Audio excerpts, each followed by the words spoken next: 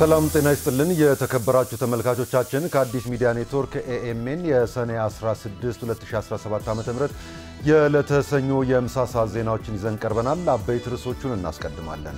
ቴክኒክና ስልጠና ሞያ ስርዓት እንደ ስርዓት ላለፉት ዓመታት የተለየ ትኩረት ተሰጥቶት አዳዲስ ፖሊሲዎች ዓለም አቀፍና ሀገር አቀፍ ተለዋዋጭ ሁኔታዎችን መሰረት ያደረጉ ምላሽ ሰጪ የአመራር ስርዓትና ዘይቤዎችን ተከትለን ዘርፉን ለማሳደግ በርካታ ርብርብ እያደረገን እንገኛለን።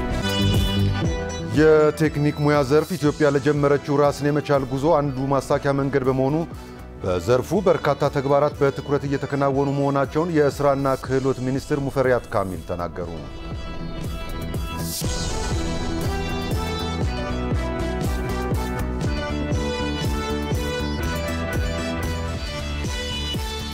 የኢራን ፓርላማ ትልቁ የነዳጅ መተላለፊያ የሆነውን የሆርሙዝ ወሽመጥ ባህር ለመዝጋት የቀረበውን ረቂቅ ውሳኔ ማጽደቁ ተሰማ የሚለውን ከውጪ በአበይትነት የምንመለከተው ዜናችን ነው።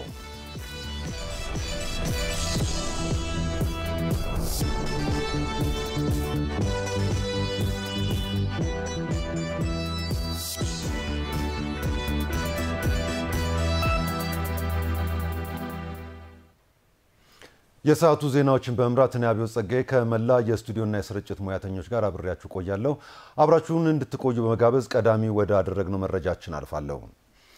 መንግስት የጤና ዘርፍ መከላከል ላይ ብቻ ሳይሆን አክሞ ማዳን ላይ ውጤታማ ማድረግ የሚያስችል ለ30 ዓመታት የቆየ የጤና ፖሊሲ መከለሱን ጠቅላይ ሚኒስትር ዶክተር አብይ አህመድ ገለጹ። ጠቅላይ ሚኒስትር ዶክተር አብይ አህመድ ከመላው ኢትዮጵያ ከተወጣጡ የጤና ባለሙያዎች ጋር ውይይት አድርገዋል። ጠቅላይ ሚኒስትሩ በወቅቱ እንደገለጹት ከለውጡ በፊት የነበረው የጤና ዘርፍ ፖሊሲ መከላከል ላይ መሰረት ያደረገ ነበር። ከለውጡ በኋላ መንግስት መከላከል ላይ ብቻ ሳይሆን ታክሞ ማዳን ላይ እኩል ግምት ካልሰጠን በቀር የተሟላ የጤና ስርዓት አይኖርም በሚል ወደ ስራ መግባቱን ተናግረዋል። በመሆኑም መንግስት መከላከል ላይ መሰረት ያደረገውን የ30 ዓመት የጤና ፖሊሲ ክለሳ ማድረግ መቻሉን አስታውቋል። መከላከልን በተመለከተ መንግስት በርካታ ስራዎች መስራቱን አንስተው የሚሰሩ የልማት ስራዎችም ይህንን መሰረት ያደረጉ ናቸው ብለዋል። የተሰሩ የልማት ስራዎች በቃል የተነገረው መከላከል ላይ የተመሰረተ የጤና ፖሊሲን ተግባራዊ ያደረጉ መሆናቸውንም ጠቁመዋል። በኮሪደር ልማት የሚሰሩ የስፖርት ማዘውተሪያና የህፃናት መዋያ እንዲሁም ሌሎች የልማት ስራዎች መከላከልን መሰረት ያደረጉ ተግባራዊ ስራዎች ስለመሆናቸውም አስታውቀዋል። በወንዝ ዳርቻ ፕሮጀክቶች አስደናቂ ስራ እየተሰራ ነው ያሉት ጠቅላይ ሚኒስትሩ በፕሮጀክቱ ለበሽታ ምክንያት የነበሩ አካባቢዎችን ወደ ጤናማ ስፍራ የመቀየር ስራ እየተከናወነ ይገኛልም ብለዋል። ንጹህ አካባቢ እንፍጠር፣ ሰው በአካል ብቃት ንቁ ይሁን ማለት ቀጥታ ከመከላከል ጋር የሚያያዝ ስራ መሆኑንም አንስተዋል። በአጠቃላይ ሁሉም የሚሰራው ስራ ከጤና ጋር የሚያያዝ ስራ መሆኑንም ተናግረዋል። በፖሊሲ ለውጥ ምክንያት በሙያተኞችና በተቋማት ግንባታ ላይ የመጣውን ውጤት ያነሱት ጠቅላይ ሚኒስትሩ ታክሞ በማዳን አኳያ በቁርጠኝነት በርካታ ተግባራት መከናወናቸውንም ገልጸዋል። በዚህም የጤና አገልግሎትና የቁጥጥር አቅምን ማሳደግ የሚያስችል አዋጅ መሻሻሉንም አስታውቀዋል። ከዚህ በተጨማሪም የመድኃኒት ፈንድ አዋጅና 18 የጤና ስታንዳርዶች መሻሻላቸውን አንስተው የጤና ዘርፉ ላይ የጸና እምነት ይዘን ሰርተናልም ብለዋል።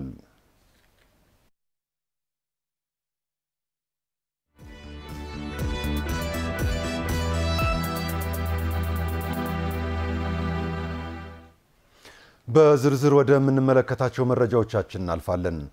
የቴክኒክ ሙያ ዘርፍ ኢትዮጵያ ለጀመረችው ራስን የመቻል ጉዞ አንዱ ማሳኪያ መንገድ በመሆኑ በዘርፉ በርካታ ተግባራት በትኩረት እየተከናወኑ ይገኛሉ ሲሉ የስራና ክህሎት ሚኒስትሯ ሙፈሪያት ካሚል ተናገሩ። የኢፌድሪ ቴክኒክና ሙያ ስልጠና ኢንስቲትዩት በተለያዩ የትምህርት መስኮች በመጀመሪያ ዲግሪና በሁለተኛ ዲግሪ ያሰለጠናቸውን 2000 ተማሪዎችን አስመርቋል። አንዋር አህመድ ተጨማሪ አለው። የኢፌድሪ የቴክኒክና ሙያ ስልጠና ኢንስቲትዩት በተለያዩ የትምህርት መስኮች በመጀመሪያ ዲግሪና በሁለተኛ ዲግሪ ያሰለጠናቸውን ተማሪዎች አስመርቋል። በምርቃት ስነ ስርዓቱ ላይ የተገኙት የስራና ክህሎት ሚኒስትሯ ሙፈሪያት ካሚል እንዳሉት የሀገሪቱን ሁለንተናዊ እድገት ለማረጋገጥ የቴክኒክና ሙያ ስልጠና ዘርፍ ወሳኝ ነው ብለዋል። መንግስት ዘርፉን በማጠናከር ዓለም የደረሰበት ደረጃ ለማድረስ ባለፉት ዓመታት በርካታ ተግባራትን ማከናወኑንም አንስተዋል። ይህንን ተከትሎ ዘርፉ ዓለም አቀፍ ተቀባይነት ማግኘቱን አመልክተው በ2017 የዓለም አቀፍ የክህሎት ህብረተሰብ አባል መሆን የተቻለበት ውጤታማ ዓመት ስለመሆኑም ተናግረዋል። የቴክኒክና ስልጠና ሙያ ስርዓት እንደ ስርዓት ላለፉት ዓመታት የተለየ ትኩረት ተሰጥቶት አዳዲስ ፖሊሲዎች ዓለም አቀፍና ሀገር አቀፍ ተለዋዋጭ ሁኔታዎችን መሰረት ያደረጉ ምላሽ ሰጪ የአመራር ስርዓትና ዘይቤዎችን ተከትለን ዘርፉን ለማሳደግ በርካታ ርብርብ እያደረገን እንገኛለን። ላለፉት ዓመታት በተለይም 2017 ላይ የዘርፉን ዓለም አቀፋዊነት ለማሳደግ በሰራነው ስራ በዓለም አቀፍ ውድድሮች በዓለም አቀፍ የክህሎት ማህበረሰብ ዘንድ ተቀባይነት ያገኘንበት በጀት ዓመት ነው። ኢትዮጵያ የዓለም አቀፉ የክህሎት ማህበረሰብ አባል የሆነችበት በጀት ዓመት ነው። ዘርፉ ኢትዮጵያ ለጀመረችው ራስን የመቻል ጉዞ ወሳኝ በመሆኑ በቀጣይ የተገኘውን ውጤት ይበልጥ ለማጠናከር በትኩረት ይሰራልን ብለዋል። ኢትዮጵያ የተሟላ ሉዓላዊነቷን እንድታረጋግጥ ራስን የመቻል ጉዞ ጀምራለችና ይሄንን ራስን የመቻል ጉዞ ማሳኪያ መንገዱ የቴክኒክና ሙያ ስልጠና ስርዓቱ ነው። ለዚህ ደግሞ በጣም ባጭር ጊዜ የሞካከርናቸውን ማሳያዎች አንስቶ ማየት ይቻላል። ተኪ ምርቶችን ማፍራት ማውጣት የምንችልበትን እድል ጀምረናል። ይሄን ይበልጥ አጠናክረን እንቀጥላለን። በቀጣይ ዓመት በሌቭል 8 የሶስተኛ ዲግሪ ትምህርት ለመጀመር ዝግጅት ማጠናቀቁን ገልጸው ይህም ዘርፉን ወደ ላቀ ደረጃ ማድረስ ያስችላል ነው ያሉት። ተመራቂ ተማሪዎች በሰለጠኑበት ዘርፍ ሀገራቸውንና ሕዝባቸውን በታታሪነት እንዲያገለግሉም ሚኒስትሯ አስገንዝበዋል። የኢፌዴሪ ቴክኒክና ሙያ ትምህርት ኢንስቲትዩት ዋና ዳይሬክተር ዶክተር ብሩክ ከድር በበኩላቸው ተቋሙ ከጊዜ ወደ ጊዜ የሚሰጣቸውን ስልጠናዎች እያሳደገ ይገኛል ብለዋል። ለምረቃ የበቁት በመጀመሪያ ዲግሪ 1880 በሁለተኛ ዲግሪ ደግሞ 120 በአጠቃላይ 2000 ተማሪዎች በቂ የንድፈ ሐሳብና የተግባር ስልጠና በመውሰድ ለምረቃ መብቃታቸውንም ጠቁመዋል። በቀጣይ በ7 አዳዲስ የትምህርት ዘርፎችም ትምህርት ለመስጠት ዝግጅት እያደረገ መሆኑንም በመጠቆም በአሁኑ ወቅት የምንሰጣቸው 23 የደረጃ 6 የመጀመሪያ ዲግሪ እና 19 የደረጃ 7 ወይም የማስተርስ ዲግሪ ፕሮግራሞችን የስልጠና ካሪኩለማቸው የተሟላ ክለሳ የማድረግ ስራ እየሰራን ሲሆን በ7 የስልጠና መስኮች አዳዲስ መርሃ ግብሮችን በቀጣዩ ዓመት ለመክፈት የካሪኩለም ቀረጻ ሂደት ጀምረናል። በደረጃ 8 የማኒፋክቸሪንግ እና የቲቬት ሊደርሺፕ ተገቢውን ሂደት መሟላቱን በመረጋገጡ ፕሮግራሞቹ እንዲጀመሩ የኢንስቲትዩቱ ማኔጅመንት ወስኗል። ቀደም ሲል ሲሰጡ ከነበሩት በተጨማሪ 28 አዳዲስ የአጫጭር ስልጠና ማኑዋሎች የማዘጋጀት ስራ ጀምረናል። ከፍተኛ ውጤት በማስመዝገብ የዋንጫ ተሸላሚ የሆኑት ተማሪ ባንቴ ዘላለምና ሀብታም ሞላ በዚሁ ግቢ በትምህርት ቆይታቸው በንድፈ ሐሳብና በተግባር የታገዘ ትምህርት ማግኘታቸውን አስታውቋል። በቀጣይም በተማሩበት ዘርፍ ስራ ሳይጠብቁ ስራ ፈጣሪ በመሆን ለሌሎች የስራ ዕድል ለመፍጠር ዝግጁ ስለመሆናቸውም ተናግረዋል። ከዚህ በኋላ የተሻለ ነገር ሰርቼ ራሴንም ለተለያየ ወጣቶችም የስራ ዕድል ለመፍጠር ወደ ቴክኒክና ሙያ ግንዛቤ እንዲኖረው በሚችለው አግባብ ለማድረግ እሞክራለሁ። የስራ ዕድል ፈጥሬ ልጆችን ማለት ሰራተኞችን ለማሳተፍ ፍቃዱ ቢሆን ደስ ይለኛል፣ ምኞቴ ነው። በመርሃ ግብሩ ላይ የዳን ቴክኖክራፍት መስራች ኢንጂነር ሳሙኤል መብራቱ በቴክኒክና ሙያ ክህሎት ላበረከቱት አስተዋጽኦ የሙያ የክብር ሽልማት ተበርክቶላቸዋል። ከአባቶች የተረከብናትን አዲስ አበባን ሳቢና ለኑሮ ምቹ እንድትሆን አድርገን ለትውልድ እናሻግራለን ሲሉ የብልጽግና ፓርቲ የአዲስ አበባ ቅርንጫፍ ጽሕፈት ቤት ኃላፊ አቶ ሞገስ ባልቻ ተናገሩ። አቶ ሞገስ በየካ ከተማ በህብረተሰቡ በራስ ተነሳሽነት ያለማቸው መንደሮች ተዘዋውሮ ጎብኝተዋል። ሄኖክ ዘነበ ዝርዝር አለው። በብልጽግና ፓርቲ የአዲስ አበባ ቅርንጫፍ ጽሕፈት ቤት ኃላፊ አቶ ሞገስ ባልቻ በየካ ክፍለ ከተማ በቤላ አካባቢ ህብረተሰቡ በራስ ተነሳሽነት ያለማቸውን መንደሮች ተዘዋውረው ጎብኝተዋል። መንግስት መዲናዋን ለኑሮ ምቹና ሳቢ ለማድረግ የመንገድ ተደራሽነትና ሌሎች መሰረተ ልማቶችን እያከናወነ ይገኛል ያሉት አቶ ሞገስ ባልቻ ከዚህ ጋር በተጣጣመ መልኩ የመኖሪያ ሰፈሮችን ስታንዳርድ በማስጠበቅ ለኑሮ ምቹ እንዲሆኑ ማስቻሉ የሚደነቅ ስራ ነው ብለዋል። በቀበና አካባቢ የተከናወነው የሰፈር ልማት ስራ ለሌሎችም ተምሳሌት መሆኑን ገልጸው አሁንም አመራሩ ከህብረተሰቡ ጋር በመተባበር ስራውን በሁሉም ብሎኮችና አካባቢዎች ማስፋት ይጠበቅበታል ብለዋል። ቀበና እንግዲህ በአዲስ አበባ ውስጥ ትልቅ ታሪክ ያለው ወንዝ ነው። በጣም ዝና ያለው ወንዝ ነው።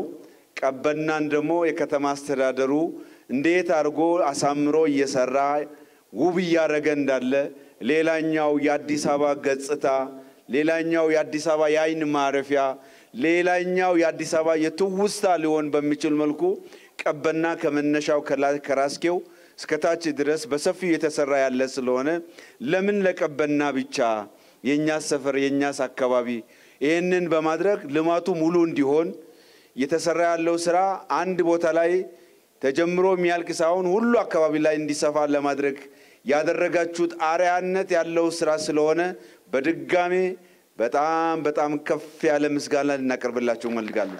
አካባቢው ከዚህ ቀደም ጨለማና በተለይም በክረምት ወቅት ወጥቶ ለመግባት አስቸጋሪ ነበር ያሉት ኃላፊው አሁን ላይ ከህፃናት እስከ አዛውንቶች በነጻነት የሚንቀሳቀሱበትና ለኑሮ ምቹ እንዲሆኑ ህብረተሰቡ በራሱ ተነሳሽነት የሰራውን ስራ መጠበቅና መንከባከብ ይገባል ብለዋል። እንግዲህ አባቶች፣ እናቶች፣ አዛውንቶች ይሄን የተሰራውን ስራ አንደኛ የደከመ ሰው የለፋን ሰው መርቃችሁ አመስግናችሁ በርቱ እንድትሉ ከዚህ በፊትም ሰፈራችን የኛው ሰፈር ነው እኛው ነን ያቆሸሽነው እኛው ነን ያበላሸነው ዛሬ ደግሞ ጠርገን አጽድተን ያሳመርነው ውበት እንዲኖር ያደረግነው እኛው ስለሆንን በተለይ ጎልማሶች ወጣቶች ታዳጊዎች አካባቢው ላይ ጽዱ እንዲሆን ማድረግ ጠረኑ ያማረ እንዲሆን ማድረግ ብርሃን ያለው ማድረግ በምሽትም በቀንም ሰዎች እንቅስቃሴ ሊያደርጉ የሚችሉበት እንዲሆን ማድረግ መንከባከብ መጠበቅ በትልቁ ከአደራ ጭምር ነው የምናስተላልፍላችሁ ማለት ነው። አቶ ሞገስ በየካ ክፍለ ከተማ ወረዳ 02 በህብረተሰቡ ተሳትፎ የተገነባውን ባለ 2 ወለል ህንጻ ፖሊስ ጣቢያንም የጎበኙ ሲሆን ሰላማዊ የተጠበቀና የብልጽግና ተምሳሌት የሆነችን ከተማ ለቀጣይ ትውልድ እናስረክባለን ብለዋል። አባቶቻችን እናቶቻችን በእጅ መዳፋቸው አዲስ አበባን ሰርተው የአፍሪካ ዋና ከተማ እንዳደረጉት ይሄ ትውልድ ደግሞ ይቺን ከእድሜዋ ከቆይታዋ ተነስቶ በርከት ያሉ መሻሻል የሚገባቸው ጉዳዮችን እንዲሻሻሉ የምትሻዋን ከተማ ደግሞ ይሄ ትውልድ ይሄ አመራር የብልጽግና አመራር አዲስ አበባን ሰርቶ አሳምሮ ለመጪው ትውልድ ያማረ ምቹ የምትሆን ከተማን እናስረክባለን እናሸጋግራለን። አዲስ አበባ የሀገራችን መዲና ነች የአፍሪካ ዋና ከተማ ነች ሶስተኛው የዓለም አቀፍ ዲፕሎማት መቀመጫ ከተማ ነችና ይሄንን በማድረግ እንተጋለን እንለፋለን። በዚህ ውስጥ የበኩላችሁን አስተዋጽኦ ያበረከታችሁ ያለ ስላላችሁ ይሄ ጥረታችሁ ድካማችሁ ልፋታችሁ ተጠናክሮ ይቀጥል። በጉብኝቱ የፓርቲውና የመንግስት የሥራ ኃላፊዎች ተሳትፈዋል። የተከበራችሁ ተመልካቾቻችን እዚሁ የኮሪደር ልማት ስራዎች ላይ ቆይታ እናደርጋለን። በአዲስ አበባ ከተማ የተሰሩ የተለያዩ ሰው ተኮር የልማት ስራዎች ለነዋሪዎች አማራጭ የመዝናኛ ስፍራዎችን ፈጥረዋል። ባልደረቦቻችን አሸናፊ በላይና ጸጋ ታደለ የከተማዋ ነዋሪዎች የእረፍት ቀናቸውን እንዴትና በምን መልኩ ያሳልፋሉ የሚለውን በተወሰኑ ቦታዎች ተዘዋውረው ጠይቀዋል። ተከታትለን እንመለስ። ከተማችን አዲስ አበባ እንግዲህ እጅግ በጣም በርካታ የሆኑ የልማት ስራዎችን እያከናወነች እንደምትገኝ ይታወቃል። እነዚህ የልማት ስራዎች ደግሞ የከተማዋን ገጽታ ከመቀየር ባሻገር እጅግ በጣም ብዙ አማራጮችን የፈጠሩ ናቸው ለነዋሪው በተለይ። እንግዲህ መዲናችን አዲስ አበባ ባለፉት የለውጥ ዓመታት በተሰሩ የኮሪደር ልማት ስራዎች ውብና ጽዱ አዲስ አበባን ከመፍጠር ባለፈ እንደዚሁ አዳዲስ የመዝናኛ አማራጮችን በተለያዩ ቦታዎች ላይ መፍጠር ተችሏል። እነኚህ የመዝናኛ አማራጮች እንግዲህ ለሁሉም የህብረተሰብ ክፍሎች ክፍት ናቸው። ዛሬ እንግዲህ እነማን እየተገለገሉባቸው ነው ያለበት ሁኔታ ምን ይመስላል የሚለውን ቅኝት እናደርጋለን።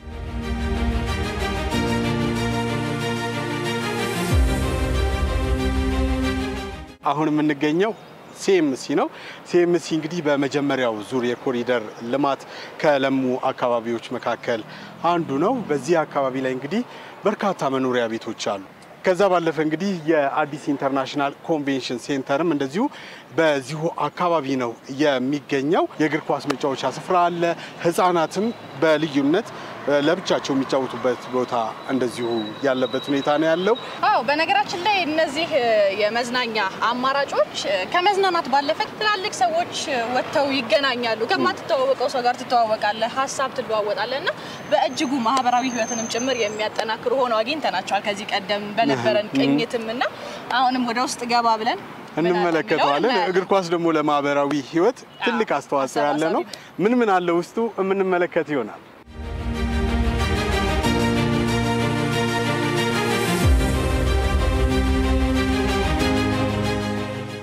እንደዚህ አይነት ሜዳዎች መስፋፋታቸው እንግዲህ ለታዳጊዎች ጥሩ ስሜትን ይፈጥራል። ከዛ ባለፈ ደግሞ እንደዚሁ የወደፊቱን የብሔራዊ ቡድን ተተኪ ከዚህ ውስጥ ማግኘት የሚቻልበት እድል እንዳለ ይሰማኛል። እውነት ነው። እንዴ ከስር መሰረቱ ላይ ነው መስራት የሚጠበቅብን ነገር ላይ ትልቅ ነገርን ለማድረግ አሁን እነሱ ባሉበት እድሜ ላይ እየተሰራ ያለው ስራ እጅግ በጣም ጥሩ ነው። እግር ኳስ ደግሞ በተለይ ደግሞ እንደሚታወቀው በጣም አሰባሳቢ ነው። ቀደም ሲልም ስናነሳው ነበርና እንደ ሀገር እነዚህን እያየን እንግዲህ ተስፋችን ብሩህ እንደሆነ ማሰብ ይቻላል። ትክክል። በአጠቃላይ እንግዲህ የታዳጊዎቹ ስሜት ምን ይመስላል?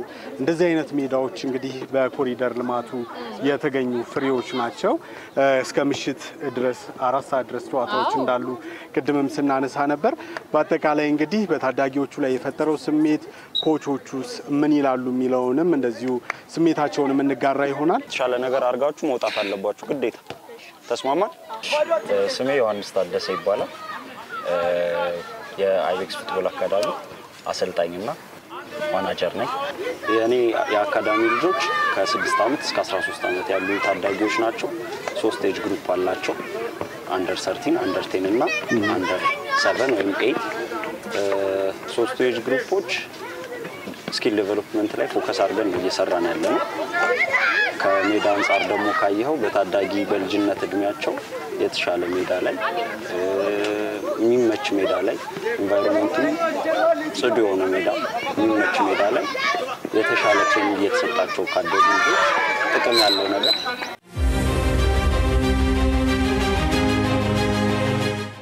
እዚህ ጋር መጣች። አሁን ይሄ እንዴት ነው ሜዳው ኳሱ ይመቻል? በጣም ይሻላል ከአፈር ምናምን። አሁን እዚህ አርቲፊሻል ሜዳ ነው። አያመም ከወደቀ ሰላም ነው። እሺ ምርጥ ነው። ስትወድቁ ምናምን እግራችሁ ምናምን አሁን አፈር ከሆነ ድንጋዩ ሊጠን ይችላል። አሁን በጣም ብዙ ጊዜ ወድቄያለሁ አፈር ላይ። ቁስል በቁስል ነው የሚፈተው። እዚህ ደስ ይላል።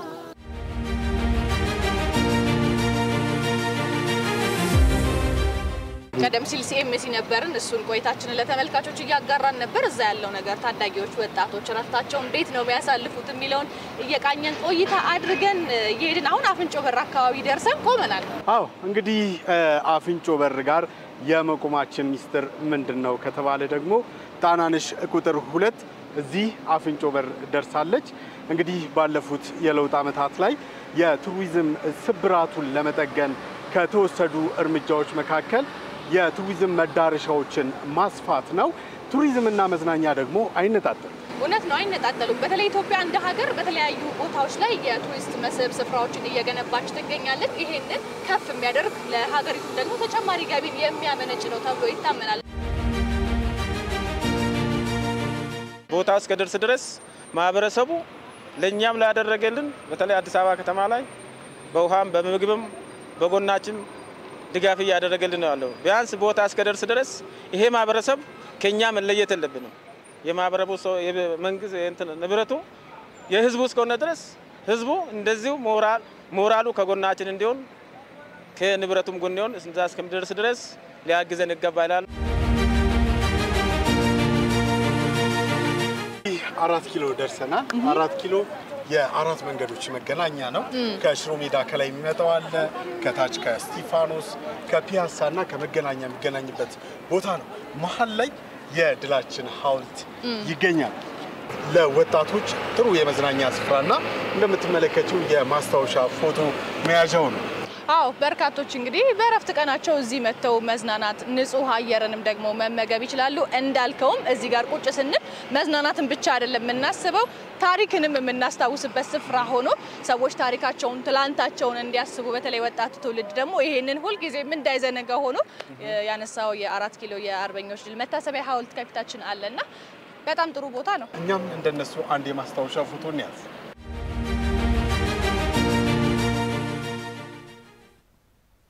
የቀድሞ ኢዮቤልዩ ከዛ ደግሞ ብሔራዊ ቤተ መንግስት የእድሳት ስራው ተጠናቆ ቤተ መንግስት ሙዚየም የሚል ስያሜን ይዞ ለጎብኚዎች ክፍት ሆኗል። ባልደረባችን ሄኖክ ዘነበ ሙዚየሙ ከያዛቸው በርካታ ቅርሶች መካከል የመኪና ቅርሶችን የያዘውን ሙዚየም እንደሚከተለው ያስቃኘናል። ተከታትለን እንመለስ። መንግስት ብዝሃ ዘርፍ ኢኮኖሚን ለመገንባት ከመረጣቸው ዘርፎች መካከል የቱሪዝም ዘርፉ ቀዳሚውን ስፍራ ይወስዳል። ታዲያ በዚህ ዘርፍ የተያዘውን ውጥን ከግብ ለማድረስ የቱሪዝም መዳረሻዎችን የማልማት እንደዚሁም ደግሞ የማበረካት ስራዎች ላይ ትኩረት ሰጥቶ እየሰራ ይገኛል። አሁን የምንገኘው በብሔራዊ ቤተ መንግስት በር ላይ ነው። ውስጥ ያሉ ሁነቶችን ገብተን ምን ጉዳዮች አሉ ስንል እንመለከታለን። አብራችሁን ሁኑ።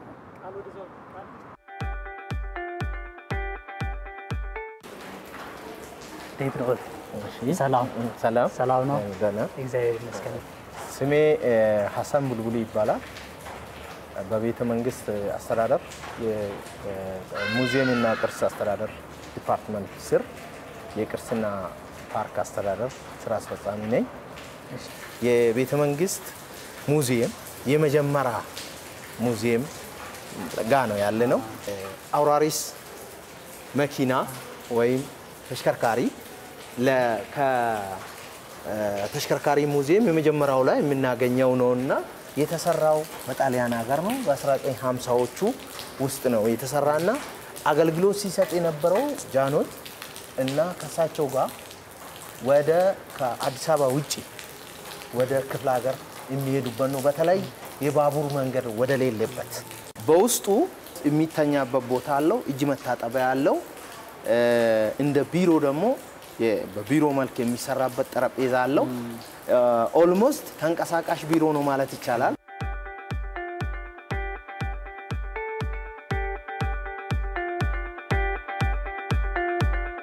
ቅድም ያየነው እንዳለ ሆኖ ይሄ በወቅቱ ለየት የሚያደርገውና ቅርስ ያስባለው ይሄ መኪና በወቅቱ አውቶማቲክ ነው እና ስሪቱ ክራውን ኢምፔሪያል ሴዳን ነው የሚባለው። 1949 እና 50ዎች 1950 አሜሪካ ሀገር ነው የተሰራውና ልዩ የሚያደርገው ካለን ተሽከርካሪ አውቶማቲክ ነው ይሄ እና በልዩ ሁኔታ እሳቸው ይጠቀሙበት የነበረ ተሽከርካሪ ነው።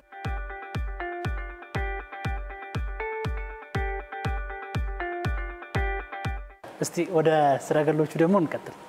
እሺ እናመሰግናለን። በዚህኛው ላይ ቀጥለን የምናየው በቤተ መንግስት ለእንግዳ የክብር እንግዳ መቀበያነት ይውል የነበረ የሰረገላ የክብር እንግዳ መቀበያ ሰረገላ ነው።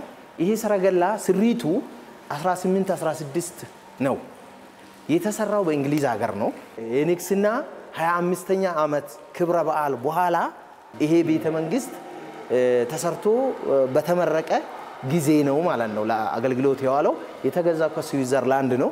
በልዩ አገልግሎቱ ከሰጣቸው ውስጥ የእንግሊዝ ንግስት ኩዊን ኤልሳቤት ሁለተኛ የምትባለዋ በዚህ ነው የተቀበሉት። እንደ ቤተ መንግስት የተሽከርካሪ ሙዚየም ላይ ያሳየናቸው ካለን የኮሌክሽን ወይም የቅርስ ስብስብ 1% አይሞላም። እና ለወደ መኪናዎቹ እንዴት ነው የተቀጣይ?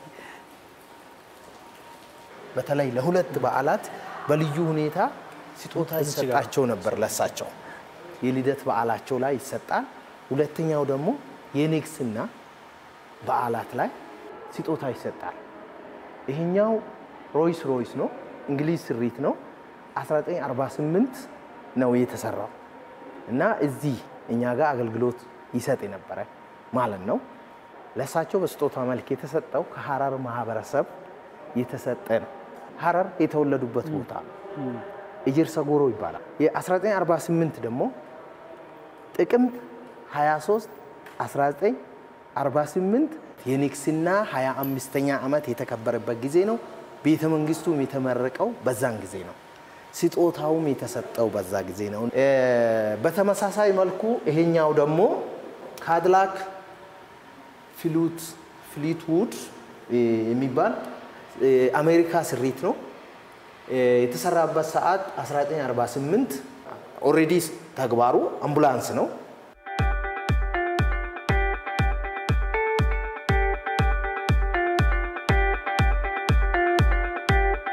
እቺ መኪና ስሪቷ ጀርመን ሀገር ነው።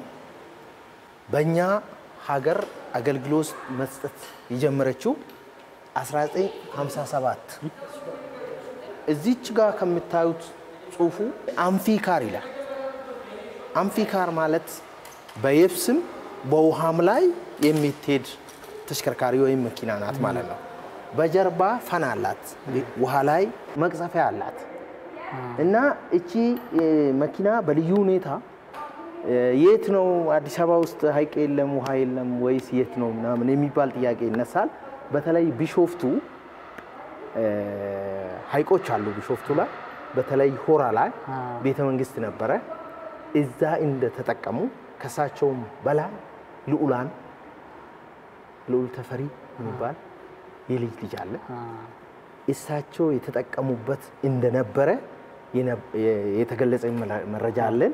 በአካልም ደግሞ እዚህ መተው በወቅቱ የነበረውን እንደ ዊትነስ ወይም ያዩትን የኖሩትን የነገሩን የልጅ ልጆች አሉ።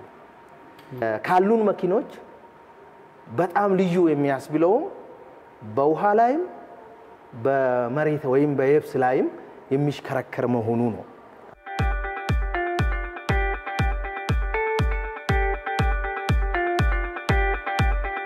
በዘመኑ በጣም እጅግ ዘመናዊ ሳይንሳዊ ፊልሞች ላይ የምናያቸው አንዱ ጉዳይ ነውና በወቅቱ የነበረው የሀገር መሪዎች በዚህ ልክ ማስገዛቱ ምን እንድምታ አለው? ለሀገር ምን ትርጉም አላቸው እነዚህ ዘመናዊ የሆኑ ነገሮች?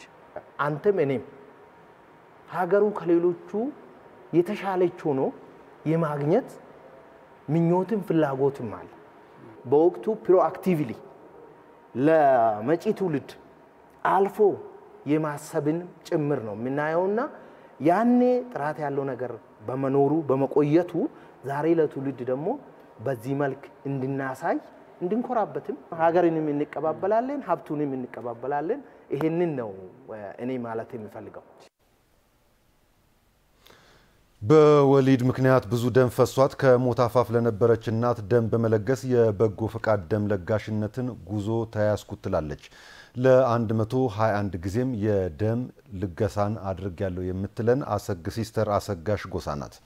ደም ለጋሿ ከ33 ዓመታት ለሚበልጥ ጊዜ በለገሰችው ደም በርካቶችን ታድጋለች።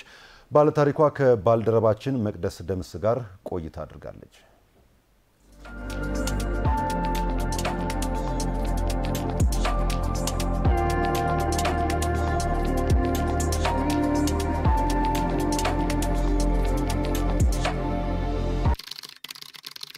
አሰጋሽ ጎሳ ባላለውኝ የኢትዮጵያ ደምና ህብረ ህዋስ ባንክ አገልግሎት ውስጥ ነው የምሰራው። ትምህርትና ቅስቀሳ ላይ ነው እየሰራሁ ያለሁት። ለ121 ጊዜ ደም ለግሻለሁኝ እና አጀማመሬ እዚህ ደም ባንክ እየሰራሁ እያለ አንድ አባወራ ከክፍለ ሀገር ባለቤቱ በወሊድ ምክንያት ደም ፈሷት ሆስፒታል ጥቁር አንበሳ ትመጣለች፣ ይዟት ይመጣል ማለት ነው። ከጥቁር አንበሳ ቀይ መስቀል ወደ ታች ቁልቁለት ስለነበረ እየጠየቀ እየሮጠ ነው የመጣውና እኔ በአጋጣሚ ተረኛ ነበርኩኝ እሱ ሲመጣ። ስለዚህ ምን አለ የልጆቼ እናት ልትሞትብኝ ስለሆነ እሷ ከምትሞት እኔ ልሙት ነው ያለው። ደም መስጠት መግደል የሚገል አይነት ቢሆንም እንኳን እሷ ከምትሞት እኔ ልሙት ነው ያለው። ስለዚህ እኔ አልቻልኩኝም። ያንተ ፋንታኔ እሰጣለሁ ብዬ አልኩኝ እና ከዛ ሰጠሁኝ። ከዛን ጊዜ ጀምሮ እስካሁን ድረስ እግዚአብሔር ረድቶኝ እየሰጠው ነው ያለሁት። 1984 ዓ.ም ነው የጀመርኩት። እንደዚህ አይነት ሰዎች ብዙዎች ይመጣሉና እንዳቋርጥ የሚረዳኝ አይነት አይደለምና እንደዚህ አይነት በተደጋጋሚ ስለማይ ከዛ አንፃር ለመስጠት እስከዛ ድረስ እየሰጠው ያለሁት በዛ ምክንያት ነው።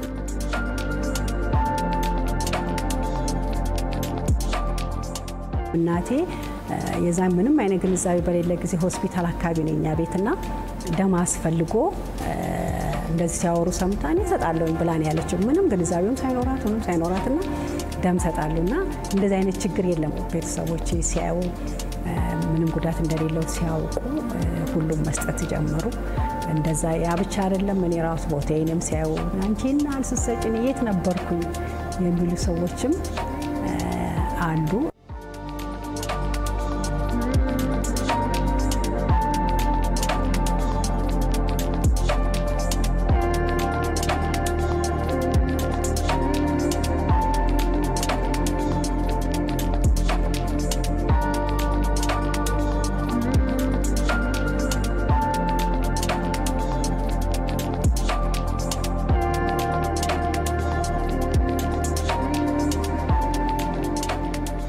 ዛሬ ለ121ኛ ጊዜ ደም እየለገስኩ ነው ያለሁት። እግዚአብሔር ይመስገን በጣም ጤነኛ ነኝ እና ይሄንንም በማድረጌ ደስ ይለኛል።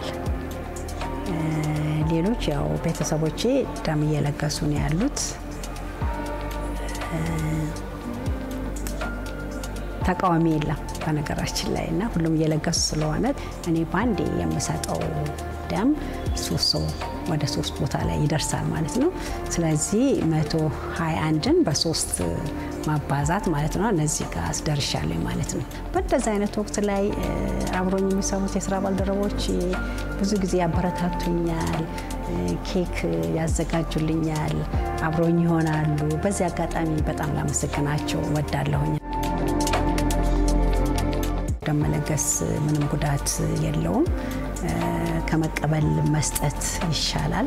እኛ ያለን ደግሞ ማንም ሰው በደም ጦት መሞት የለበትም።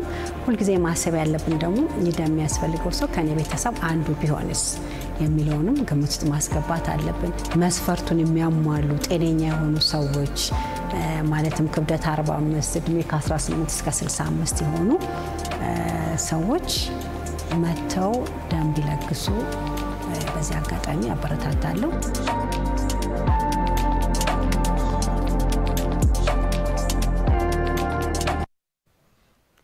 የተከበራችሁ ተመልካቾቻችን የምትከታተሉት ከአዲስ ሚዲያ ኔትወርክ ኤኤምኤን የሚተላለፈውን የዕለተ ሰኞ የምሳ ሰዓት ዜናችን ነው። ወደ ቀሪ መረጃዎቻችን እናልፋለን። ምንም አይነት የዋጋ ጭማሪም ሆነ የአቅርቦት እጥረት በሌለበት የነዳጅ ዋጋ ይጨምራል በሚል ሐሳብ ነዳጅ የሚደብቁና አገልግሎት የሚያቆሙ ማደያዎች ከድርጊታቸው እንዲታቀቡ የንግድና ቀጠናዊ ትስስር ሚኒስቴር አሳሰበ። በህገወጥ ነዳጅ ማደያዎች ላይ ህጋዊ እርምጃ እየተወሰደ መሆኑንም የንግድና ቀጠናዊ ትስስር ሚኒስትሩ ዶክተር ካሳሁን ጎፌ በሰጡት ጋዜጣዊ መግለጫ ተናግረዋል። ጋዜጣዊ መግለጫውን የተከታተለው ካሳሁን አንዱዓለም ነው። በአዲስ አበባ በተለያዩ የነዳጅ ማደያዎች ላይ ረጃጅም ሰልፎች ተስተውለዋል። አንዳንድ ማደያዎችም ነዳጅ የለም በማለት አገልግሎት ማቆማቸው መረጋገጡን የንግድና ቀጠናዊ ትስስር ሚኒስቴር አስታውቋል። የንግድና ቀጠናዊ ትስስር ሚኒስትሩ ዶክተር ካሳሁን ጎፌ ከነዳጅ ግብይት ጋር ተያይዞ የተስተዋሉ ችግሮችን በተመለከተ ለመገናኛ ብዙሃን በሰጡት መግለጫ በአዲስ አበባ ከ5 ሚሊዮን ሊትር በላይ ነዳጅ ቢኖርም አንዳንድ ማደያዎች የዋጋ ማሻሻያ ይኖራል ብለው በማሰብ ሰው ሰራሽ የነዳጅ እጥረት እንዲፈጠር አድርገዋል ብለዋል። በተደረገው ክትትልና ማጣራት በቂ ነዳጅ ያላቸው አገልግሎት ያቆሙ 2 ማደያዎች ከግብይት እንዲወጡ መደረጉን ሚኒስትሩ ተናግረዋል። በአዲስ አበባ ከተማ የቤንዚንና የነጭ ናፍጣ አቅርቦት ችግር የለም። ከትናንት ማታ ወደ ዛሬ ያደረ ማታ ባረጋገጥ ነው ጉድጓዶች ላይ ባደረግነው ቴስቲንግ ነጭ ናፍጣ 2.3 ሚሊዮን ሊትር አድሯል። ቤንዚን 3 ሚሊዮን ሊትር አድሯል። አዲስ አበባ ውስጥ 5.3 ሚሊዮን ሊትር እያለ ነው የሁሉ ሰልፍ ያለው ማለት ነው። ይሄ በአቋራጭ ለመከበር ብቻ ሳይሆን የራሱ ያልሆነውን ገንዘብ ለማጋበስ የሚደረግ ሩጫ በመሆኑ ዛሬ ጠዋት ሰፋፊ እርምጃዎች ተወስደዋል። እስካሁን ባለው ሁኔታ በአምቢስ ያለው ኖክና መርካቶ ያለው አበሻ ማደያዎች ሙሉ ለሙሉ ታሽገው ተረካዮቻቸው ታስረው የቁጥጥር የተደረገ ነው ያለው። በህገወጥ ማደያዎች ላይ የሚወሰደው መሰል ህጋዊ እርምጃ ተጠናክሮ እንደሚቀጥል ያስታወቁት ሚኒስትሩ የአቅርቦት እጥረት የተፈጠረ ለማስመሰል የሚሞክሩ ማደያዎች ከድርጊታቸው እንዲቆጠቡ ማሳስበዋል። ይሄ አግሬሲቭሊ የሚቀጥል ነው የሚሆነው ማለት ነው። ምክንያቱም የኛ በሆነ ሀብት ላይ ማንም እንዲጫወትበት ስለማንፈቅድ ከዚህ በፊትም ብዙ ጊዜ ያስጠንቀናል። ሰሞኑን የሚታየው ውዥንብር ግን የአቅርቦት ችግር አይደለም። በመላ ሀገሪቱ ደረጃ ባለፉት 11 ወራትም 3.9 ቢሊዮን ነው አምና ተመሳሳይ ወቅት የቀረበው። ዘንድሮ 4.2 ቢሊዮን ሊትር ማቅረብ ተችሏል። የ10% እድገት አለው። ምርት እያቀረበ ነው መንግስት ከ4 ቢሊዮን ዶላር በየአመቱ እያቀረበ። ነገር ግን በመስገብገብና ይሄ ነገር ቢመጣ በንፋስ አመጣሽ ገንዘብ አግኝቼ ከብራለሁ የሚሉ አካላት ከድርጊታቸው እንዲቆጠቡ ጠበቅ ያለ ማሳሰቢያ መስጠት ፈልጋለሁ። ይህን ተላልፎ የሚገኝ ማንም ሆነ ማን ማደያ፣ ኩባንያ፣ ትራንስፖርት አጓጓዥ ላይ አዋጁ በሚደነግገው አግባብ ያለምንም ቅድመ ሁኔታ እርምጃ የምንወስድና መውሰድ የጀመርነ መሆኑን ለመግለጽ ነው። መንግስት ከግንቦት ወር ጀምሮ ከነዳጅ ድጎማ መውጣቱን ያስታወሱት ዶክተር ካሳሁን የነዳጅ ዋጋም በዓለም የነዳጅ ገበያ ብቻ እንደሚወሰን አብራርተዋል። ካሁን በኋላ በየወሩ የሚደረግ የዋጋ ጭማሪ እንደማይኖር ጠቁሞ ህግን በማያከብሩ ማደያዎችና ተቋማት ላይ አስፈላጊውን እርምጃ ለመውሰድ ሚኒስቴር መስሪያ ቤታቸው ከአዲስ አበባ ንግድ ቢሮና ከጸጥታ ተቋማት ጋር በትብብር እየሰራ መሆኑንም አመላክተዋል። ምንም አይነት የነዳጅ አቅርቦት ችግር የለም። ምንም ቢጨመር ዋጋ የለም። ይሄ ማለት እንዲያዝልኝ የሚፈልገው ነገር የዓለም ዋጋ ከጨመረ ይጨምራል፣ የዓለም ዋጋ ከቀነሰ ይቀንሳል። ይሄ ደግሞ በየወሩ እንደባለፈው ሳይሆን ለውጥ ባለባቸው ጊዜያት ብቻ ወደፊት ታይቶ የሚደረግ እንጂ አሁን ላይ የተረጋጋ የነዳጅ ግብይት ሊኖር ሲገባ ባሉባልታና በወሬ በሐሜት ነዳጅን ያለ የለም እያሉ በትራንስፖርት መንገድ ላይ ያለም ጭምር ዛሬ መድረስ ያለበትን መንገድ ላይ እንዲቆይ በማድረግ የማይገባቸውን ጥቅም ለመሰብሰብ የሚያካብቱ አካላት ሚኒስቴር መስሪያ ቤታችን፣ የነዳጅና ኤነርጂ ባለስልጣን፣ የነዳጅ አቅራቢ ድርጅቱ፣ የአዲስ አበባ ከተማ ንግድ ቢሮ ከጸጥታ ተቋማት ጋራ በቅርበት እየሰራን ያለ ነው። ማታም ስንሰራ ነው የቆየ ነው። ብዙ ለማሳሰብ ብዙ አዌር ለማድረግ ሙከራ ተደርጓል። ከዚህ በኋላ የእርምጃ ጊዜ ነው የሚሆነው። የነዳጅ ምርትን ያለአግባብ መያዝና መደበቅ ከ300 ሺህ እስከ 500 ሺህ ብር የሚደርስ የገንዘብና የእስር ቅጣት እንደሚያስቀጣ በኢትዮጵያ የነዳጅ ግብይት አዋጅ ላይ ተገልጿል። በአዲስ አበባ ከተማ አስተዳደር ካቢኔ ጸድቆ ወደ ተግባር የገባው አዲሱ የግል ትምህርት ቤቶች የትምህርት አገልግሎት ክፍያ አሰራር ስርዓት ተግባራዊ መደረጉ በትምህርት ቤቶች መካከል ጤናማ ውድድርን የሚፈጥር ለትምህርት ጥራት ይበልጥ እንዲተጉ የሚያደርግ መሆኑ ተገለጸ። በ2018 የትምህርት ዘመን የትምህርት ክፍያ እንዲያሻሽሉ ሕጉ በሚፈቅድላቸው የግል ትምህርት ቤቶች ላይ ከተማሪ ወላጆች ጋር ምክክር እየተደረገ ይገኛል። ታምሩ ደምሴ ተጨማሪ አለው። የአዲስ አበባ ከተማ አስተዳደር የግል ትምህርት ቤቶች አገልግሎት ክፍያ አሰራር ስርዓት ማስፈጸሚያ ደንብ አዘጋጅቶ በካቢኔ በማጸደቅ ተግባራዊ እንዲሆን ውሳኔ ማሳለፉ የሚታወቅ ነው። ደንቡ ከዚህ ቀደም በዘርፉ ይታዩ የነበሩ ምክንያታዊ ያልሆኑ የክፍያ ጭማሪዎችን የሚያስቀር፣ አዲስ የትምህርት ዘመን በመጣ ቁጥር ይፈጠር የነበረውን የወላጆች ጭንቀት የሚያስቀር ሆኗል። በዚህም መሰረት በመጪው በጀት ዓመት የትምህርት አገልግሎት ክፍያ እንዲያካሄዱ ሕጉ በሚፈቅድላቸው የግል ትምህርት ቤቶች ላይ በጭማሪው መጠን ዙሪያ ውይይት መካሄድ ጀምረዋል። አሁን ቅድም ሪፖርቱ ላይ ሲቀርብ ለተለያዩ ወጪዎች ተብሎ ለስቴሽነሪ የተወጣ ወጪ አለ፣ ለኢንተርኔት ተብሎ የወጣ ወጪ አለ፣ ለግንባታ ተብሎ የወጣ ወጪ አለ። እነዚህ ወጪዎች በምን መልኩ ነው የወጡት ተብሎ ዲፕሊ ግን ቢታዩ አንዳንዴ እዛ ወጪዎች ውስጥ በቋሚነት ያሉ ወጪዎች ቅድም እንደተናገረው የሚቀመጡ አሉ። ጡረታን በተመለከተ ድርጅቱ የሚከፍለው 11% ግዴታው ነው። በአዲስ አበባ ከተማ የትምህርት ስልጠናና ጥራት ቁጥጥር ባለስልጣን የትምህርት ተቋማት የሰው ኃይል አደረጃጀት፣ የመማር ማስተማር ሂደትና የተማሪ ውጤት በማሻሻል የሚደረጉ ተግባራትን መሰረት በማድረግ በ4 ደረጃዎች የግል ትምህርት ቤቶችን ፍረጃ ከናውኗል። በዚህ መሰረት በየደረጃው ከፍተኛ የክፍያ ጭማሪ ጣሪያም አስቀምጧል። ይህም በመሆኑና የሚደረጉ ጭማሪዎች የወላጅን የመክፈል አቅም ያገናዘቡ ወቅታዊ የኢኮኖሚ ሁኔታዎችን መሰረት ያደረጉና የትምህርት ጥራቱን ለማረጋገጥ የሚያስችሉ በመሆናቸው ደስተኛ መሆናቸውን ያነጋገርናቸው ወላጆች ተናግረዋል። ውይይቱ ከዚህ በፊት ያልነበረ ነበረ። ከዚህ በፊት ያው የነበሩ ጭማሪዎች ላይ ኦልሬዲ ትምህርት ቤቱ የራሱን ፐርሰንት አስቀምጦ እየወሰነ የመጣበት ሂደት ነበር የነበረው።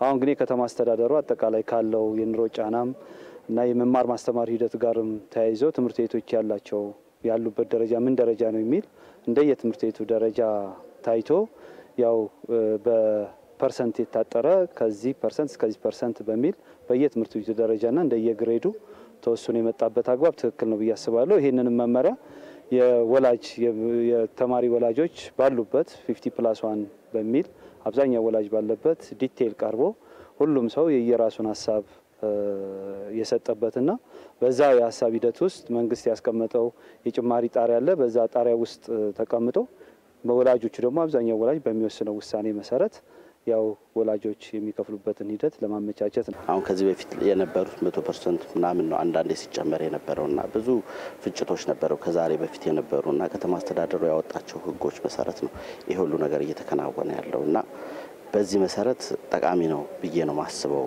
ከተማ አስተዳደሩ እያደረገ ያለው ነገር በሙሉ እጅግ በጣም ጠቃሚ ነው። ደንቦቹ ወይም አሁን የተሰጠው ፍሬምወርክ ትምህርት ቤቱም የሚፈልገውን ያክል እንዳይጨምር ወላጅም ደግሞ በዚህን ያክል አቅም የለኝም ብሎ ከፍተኛ ክርክር እንዳያነሳ ሊያደርግ ይችላል እና እኔ እንደ ሀሳብ አንዳንድ ከፍተኛ በቃ እንደዚህ ሃይ ፕሮፊት ሜኪንግ የሆኑ ድርጅቶች ወይም ትምህርት ቤቶች አሉ። እነሱን ለመግታት የተሻለ ይሆናል። የክፍያ ጭማሪው ትምህርት ቤቶች የትምህርት ጥራት ላይ በሚያከናውኑት ተግባር ላይ የተወሰነ መሆኑም ተገልጿል። ትምህርት ቤቶች በግብአት በሰው ኃይል አደረጃጀት በውጤት ትምህርት ቤቶች በስታንዳርድ ኢንስፔክሽን ተመዝነው ባሉበት ደረጃ ልክ እንዲመዘኑና የክፍያ ጭማሪው በዛ ፐርሰንት መሆኑ የመጀመሪያው ስራ ለትምህርት ቤቶች ደረጃ የውድድር መንፈስን የሚያነሳሳና ትምህርት ቤቶች ለትምህርት ጥራት የሚጠበቅባቸውን አስተዋጽኦ እንዲያበረክቱና ቫልዩ አድ እንዲያረጉ ተብሎ የታሰበ ስለሆነ ይሄንን ለትምህርት ጥራት መጠበቅ ከፍተኛ የሆነ አስተዋጽኦ አለው። ጭማሪው ከዚህ ቀደም በህግ የሚመራ ባለመሆኑ ይፈጠሩ የነበሩ ችግሮችን የሚያስቀርና በትምህርት ቤቶችና በወላጆች መካከል በውይይትና በሚችሉት አቅም ክፍያዎች እንዲወሰኑ የሚያስችል መሆኑም ተገልጿል። የክፍያ ጭማሪ ስርዓት ከዚህ በፊት በህግ የሚመራ አልነበረም። በዚህ አመት አጠቃላይ ትምህርት አዋጅ 1368 በፌደራል ትምህርት ሚኒስቴር የጸደቀውን መሰረት አድርጎ የአዲስ አበባ ከተማ አስተዳደር በአዋጅ በተሰጠው 84/2016 መሰረት ደንብ የማውጣት መብት ስላለው ካቢኔው የትምህርት አገልግሎት ክፍያን ደንብ አዘጋጅቷል ማለት ነው። የዚህ ደንብ መዘጋጀት ዋነኛውና ለመማር ማስተማሩ ጥቅሙ ምንድነው?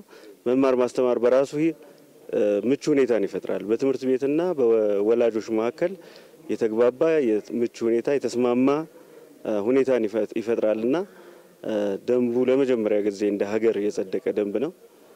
ያንን ተከትለው ወላጆች እስከምን ደረጃ መክፈል እንዳለባቸው በግልጽ ተቀምጧል። ትምህርት ቤትም ከሚሰጡት አገልግሎት አንጻር በደረጃቸው በጥራት ደረጃ ማለት ነው ከደረጃ 2 እስከ ደረጃ 4 ያሉ ትምህርት ተቋማት በተቀመጠላቸው ደረጃ መሰረት ክፍያውን ያደርጋሉ ማለት ነው። ለሀገር ደከመኝ ሰለቸኝ ሳይሉ የሰሩና መልካም ዓላማ የነበራቸው አመራሮች ሲያልፉ ሐሳባቸው ህያው እንዲሆንና አራያቸው መሬት ወርዶ ፍሬ እንዲያፈራ ማስታወስ ይገባል ሲሉ የኢንዱስትሪ ሚኒስትር መላኩ አለበል ገለጹ። በህዝብ የተጣለባቸውን ኃላፊነት በመወጣት ላይ እንዳሉ በግፍ የተሰዉትን የአማራ ክልል የቀድሞ ርዕሰ መስተዳድር ዶክተር አምባቸው መኮንንና ሌሎች ከፍተኛ የሥራ ኃላፊዎች 6ኛ ዓመት የሰማዕትነት መታሰቢያ መርሃ ግብር ያለፈውን ማክበር የወደፊቱን መከተል በሚል መርህ ሐሳብ ተከናውኗል። ይታያል አጥናፉ ተጨማሪ አለው። በህዝብ የተጣለባቸውን ኃላፊነት በመወጣት ላይ እንዳሉ በግፍ የተሰዉትን የአማራ ክልል የቀድሞ ርዕሰ መስተዳድር ዶክተር አምባቸው መኮንንና ሌሎች ከፍተኛ የሥራ ኃላፊዎች 6ኛ ዓመት የሰማዕታት መታሰቢያ መርሃ ግብር ያለፈውን ማክበር የወደፊቱን መከተል በሚል መሪ ሐሳብ ተከናውኗል። በመርሃ ግብሩ የኢንዱስትሪ ሚኒስትሩ መላኩ አለበል፣ የህዝብ ተወካዮች ምክር ቤት አባላት፣ የፌዴራል ዋና ኦዲተር መሰረት ዳምጤ፣ የአዲስ አበባ ከተማ አስተዳደር ምክትል ከንቲባና የኢንዱስትሪ ልማት ቢሮ ኃላፊው አቶ ጃንጥራር አባይ እንዲሁም ሌሎች የፌዴራልና የአዲስ አበባ ከተማ አስተዳደር የመንግስት የሥራ ኃላፊዎች ተገኝተዋል። የኢንዱስትሪ ሚኒስትሩ መላኩ አለበል በወቅቱ እንዳሉት ለሀገር ደከመኝ ሰለቸኝ ሳይሉ የሰሩና መልካም ዓላማ የነበራቸው አመራሮች ሲያልፉ ራያቸው መሬት ወርዶ ፍሬ እንዲያፈራ ማስታወስ ያስፈልጋል ብለዋል። በየዓመቱ የሰማዕታቱ መታሰቢያ ሲደረግም እነዚህ ዓላማዎቻቸውን ታሳቢ ያደረገ መሆኑን ገልጸዋል። መልካም ሐሳብ ያላቸው ሰዎች ሲያልፉ መልካም ሐሳባቸው ከስጋቸው ጋር እንዳይቀበር ወይም ከነፍሳቸው ጋር እንዳያርግ በመሬት ላይ ሰፍቶ ለምልሞ መልካም ዘር ሆኖ እነሱ ለቆሙለት ዓላማ ለቆሙላት ሀገርና ሕዝብ እንዲጠቅም ለማድረግ ነው። አምባቸው ምግባርና ዘዝ ለሕዝቦች ፍትሃዊ ተጠቃሚነት፣ ለሰላም፣ ለልማት፣ ለሀገር ዘላቂ እድገት ነበረ ሲጥሩ የነበረውና ይሄ ሐሳብ መልካም ዘር ስለሆነ ሳይዳፈን ሳይቀበር ለትውልድ መተላለፍ አለበት። የዶክተር አምባቸው ፋውንዴሽን የእርሳቸው ህልም በነበሩት ጤና፣ ትምህርት፣ የሀገር ልማትና ሰላም ዙሪያ ትኩረት አድርጎ እየሰራ እንደሚገኝም ጠቅሰዋል። ትምህርት የሀገርን እድገትና ፍትሃዊነት የኢትዮጵያን መጻኢ ዕጣ ፈንታ የሚያረጋግጥ በመሆኑ ህልማቸውን ለማድረግ የሁሉም ርብርብ ያስፈልጋል ብለዋል።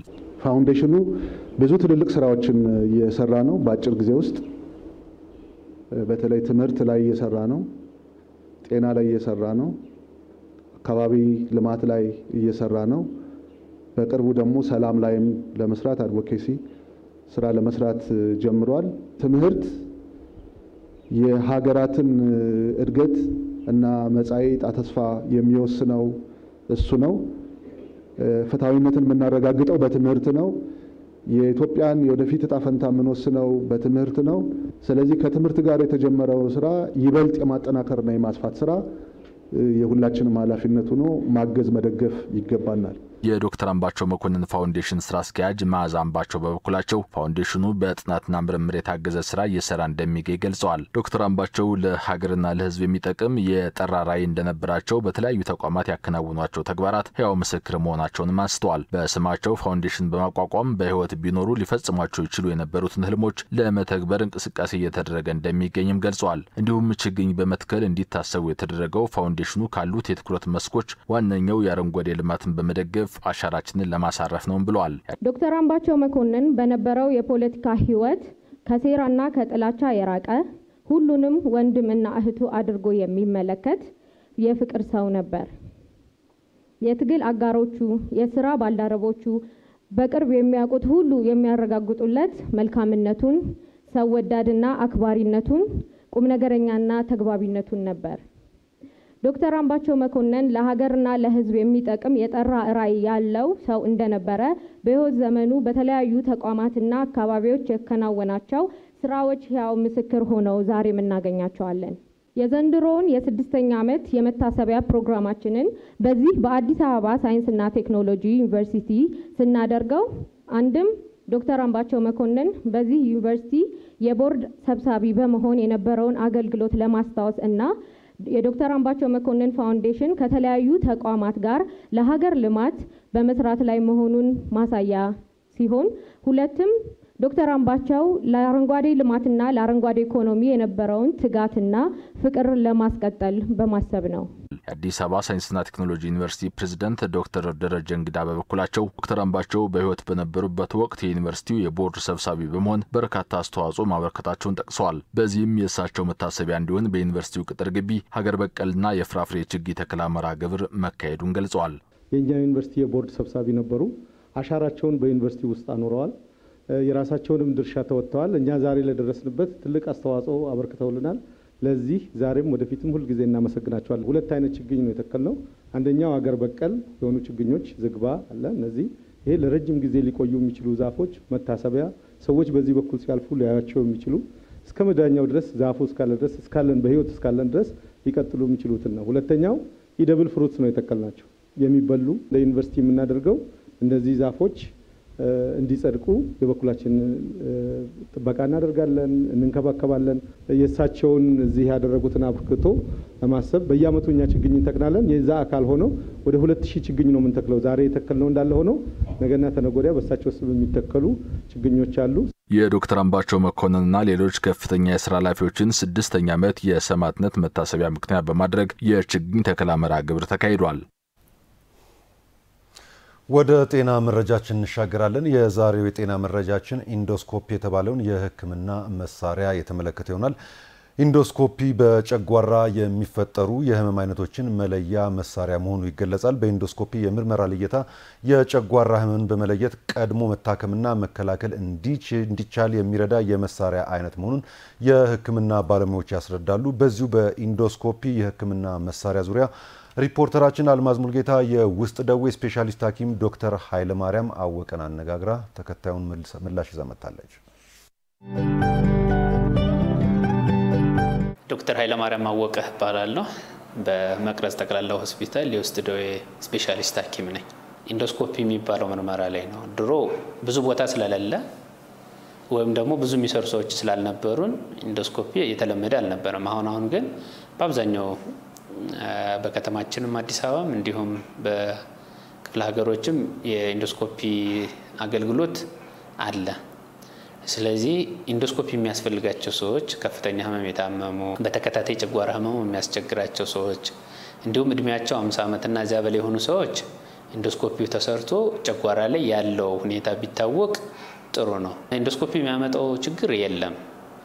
ጎማ ነገር ነው፣ ካሜራ ነው፣ ይገባል፣ አይቶ ይወጣል። ግን ያለውን ሁኔታ ይነግረናል። ይሄ መደረግ ያለበት በዋነኝነት ምንድነው? የጨጓራ ህመም በተለይ ባክቴሪያው ሲኖር የራሱ የጎንዮሽ የሚያመጣቸው ኮምፕሊኬሽኖች ወይም ደግሞ ችግሮች አሉ። አንደኛው የጨጓራ ካንሰር ነው። ስለዚህ 50 ዓመት ከ50 እስከ 60 ዓመት የተመረጠበት ምክንያት ምንድነው? በዛ እድሜ ክልል የጨጓራ ካንሰር የመፈጠር እድሉ ከፍተኛ ስለሆነ በዛ እድሜ ክልል ውስጥ ያለ ሰው የጨጓራ ህመም አለኝ ካለ ኢንዶስኮፒ መሰራትና የጨጓራ ካንሰር የለህም የሚለው መታወቅ ግዴታ ነው። አንዳንድ ጊዜ ሰው እምቢ ይላል እነዚህ ላይ እኔ ኢንዶስኮፒ ፈራለሁ። ይሄ ምንም ችግር ስለሌለው ቢሰራና ታይቶ ኖርማል ነው ቢባል ጥሩ ነው። ምክንያቱም ከቆየ በኋላ ካንሰሩ ከተሰራጨ በኋላ ማዳን ስለማይቻል እዚያው ላይ ያለ ግን ማዳን ስለሚቻል በመድኃኒት ብቻ እንደውም አንዳንዴ ኤች ፓይሎሪን በማከም ብቻ የጨጓራ ካንሰር ማዳን ይቻላል። ስለዚህ እሱን ቼክ ማድረግ ጥሩ ነው። ሌላኛው ደም ማነስ ሊያመጣ ይችላል የኤች ፓይሎሪ፣ እሱንም ጥንቃቄ ማድረግና ቼክ ማድረግ ጥሩ ነው። ሌሎች የደም ካንሰሮችም አሉ ከጨጓራ ባክቴሪያ ጋር የሚያያዙ እነሱንም ቼክ ማድረግ ጥሩ ነው። ስለዚህ እነዚህ በትክክለኛ ኢንዲኬሽን ወይም ደግሞ ለኢንዶስኮፒ ትክክለኛ እንትን ያላቸው ሰዎች ለመታየት በኢንዶስኮፒ ለመታየት ትክክለኛ ምልክት ያላቸው ሰዎች የሐኪምን ምክር ተቀብለው ኢንዶስኮፒውን ቢሰሩ ጥሩ ነው። የጨጓራ ካንሰርን መከላከል ይቻላል። ቁስለቱ ላይ ናሙና ይወስዱና ከቁስለቱ ላይ ጨጓራ ካንሰር አለው የለውም የሚለው ይታወቃል። ህክምናውም ይለያያል። አንደኛው ለአጭር ጊዜ ሊሆን ይችላል። ቁስለት ካለ ደግሞ እስከ 8 ሳምንት ድረስ ልናከመውና ከ8 ሳምንት በኋላ ደግሞ እንደ ቁስለቱ አይነት ደረጃ ደግመን ኢንዶስኮፒውን ቼክ ሊደረግ ይችላልና ይህን ጥንቃቄ ማህበረሰቡ ወይም ታካሚዎቻችን ሊወስዱ ይገባል ማለት ነው። ወደ ድንቅ